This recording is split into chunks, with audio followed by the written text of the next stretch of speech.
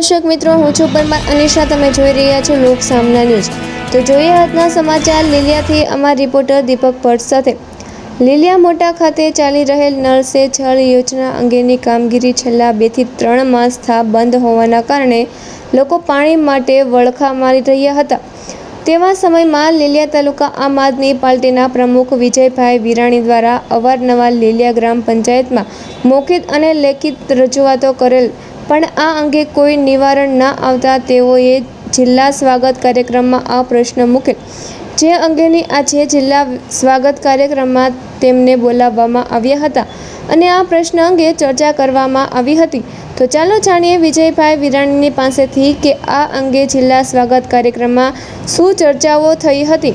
લીલિયા મોટામાં વાસ્મો યોજના આજથી 2 થી 3 માસ પહેલાં મંજૂર થઈ ગઈ છે અને છેલ્લા 2-3 માસથી આની કામગીરી શરૂ થયા બાદ બંધ થઈ ગઈ છે.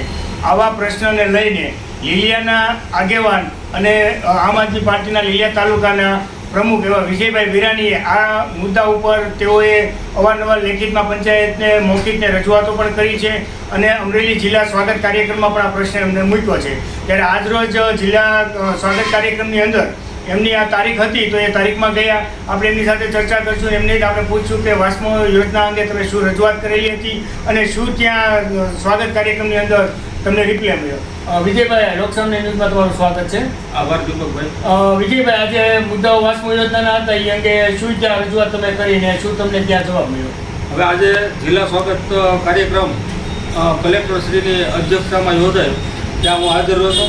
મેં આ પ્રશ્ન તાલુકા સ્વાગતમાં પહેલાં મૂક્યો હતો અને યોજનાનું કામ શરૂ થયું. 2 મહિના આવ્યું, મહિનો દિવસ કામ થયું, પછી 2 મહિનાથી આ કામ બંધ પડ્યું છે. અત્યારે અમારા વિસ્તારની અંદર ફેઝ 2માં આ કામ શરૂ હતું, ત્યાં રોડ ખોદી અને મૂકી અને યોજના બંધ કરી અને વી ગયા. ત્યારે આજે કલેક્ટરશ્રીની અધ્યક્ષતામાં કલેક્ટરશ્રીએ સૂચના આપી છે, વાસ્મો યોજનાને સૂચના આપી છે, ટીડીઓશ્રીને સૂચના આપી છે, લીલિયા ટીડીઓશ્રીને કે ભાઈ તાત્કાલિક આ કામ પંચાયતને મજૂર ન મળે એવી વસ્તુ ન હોય, એવો જવાબ ન ચાલે અને આ કામ વહેલી તકે પૂર્ણ થાય એવા પ્રયત્નો કરવા એવી કલેક્ટરે સૂચના આપી છે. અને મેં પણ રજૂઆત કરેલી છે સાહેબને કે સાહેબ, અમારા વિસ્તારની અંદર પાણીનો પ્રશ્ન મોટો છે.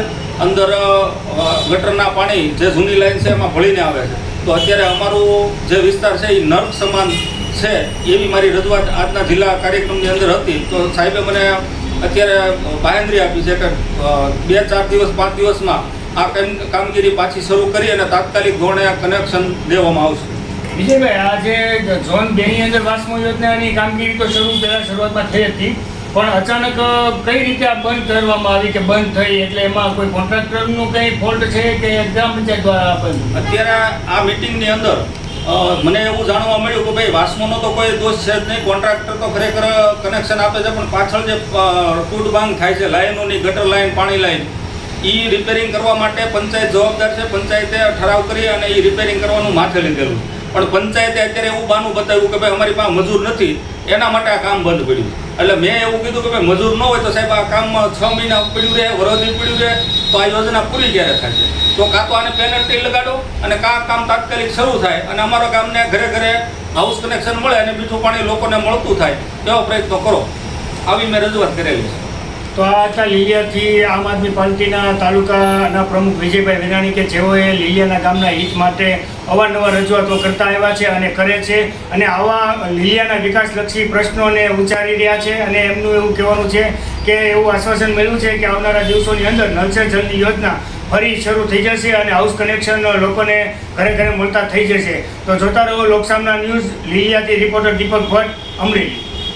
તો ફરી મળીશું એક નવા સમાચાર સાથે. ત્યાં સુધી જોતા રહો લોક સામના ન્યૂઝ.